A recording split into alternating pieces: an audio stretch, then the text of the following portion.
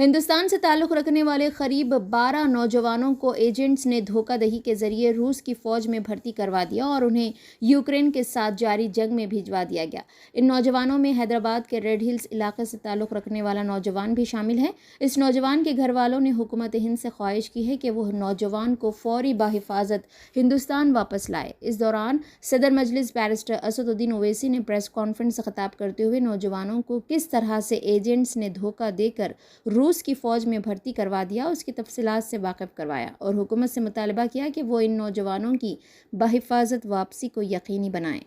आपने चिट्ठी भी लिखी है तो हमारे जैसा आपने कहा है कि हमारे देश के 12 के करीब लड़के जिनको धोखा देकर, नौकरी का धोखा देकर इनको रशिया लेकर गए और वहाँ पर एजेंट्स ने इनको कहा कि सिक्योरिटी में काम करना है, बिल्डिंग की सिक्योरिटी में, और उसके बाद इनको धोखा देकर ले जाकर वॉर फ्रंट पर रशिया यूक्रेन की जहाँ जंग हो रही है वहाँ पर इनको लेकर चले गए। और इसमें तेलंगाना के 2 लड़के हैं, कर्नाटका गुलबर्गा के 3 लड़के हैं, गुजरात का एक लड़का है हेमल अश्विन भाई, कश्मीर के 2 हैं और काशगंज उत्तर प्रदेश का 1 है।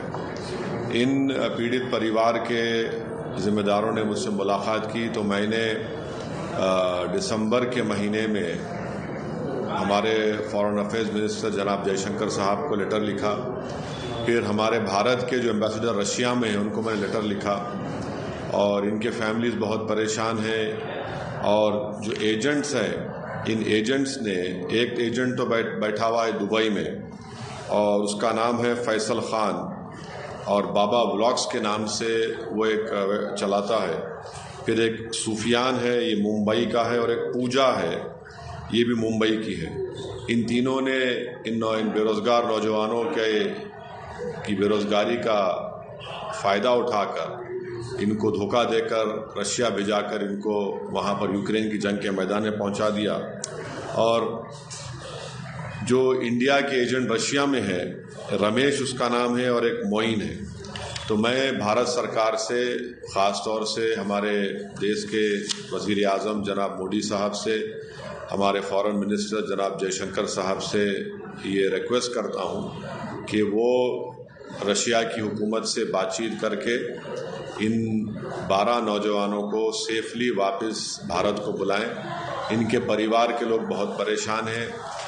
उन लड़कों ने अपना वीडियो भी जारी किया कि कैसे उन पर कई मरतबा जंग के मैदान में उनको छोड़ दिया गया, फायरिंग हुई उनके ऊपर, और उसमें से एक उनके साथी जो लड़का था उसकी हत्या भी हो गई, उसका कत्ल हो गया। तो ये उनके परिवार बहुत परेशान है और आप अंदाज़ा भी नहीं लगा सकते उनके माँ बाप, उनके रिश्तेदार किस तरह से कर्ब से अपनी ज़िंदगी गुजार रहे हैं। तो उम्मीद करता हूं कि भारत सरकार फ़ौरन अपने असर और वसूक़ात को इस्तेमाल करते हुए रशिया की गवर्नमेंट से कहेंगे और इन नौजवानों को सेफली बहिफाजत भारत को लेकर आएंगे।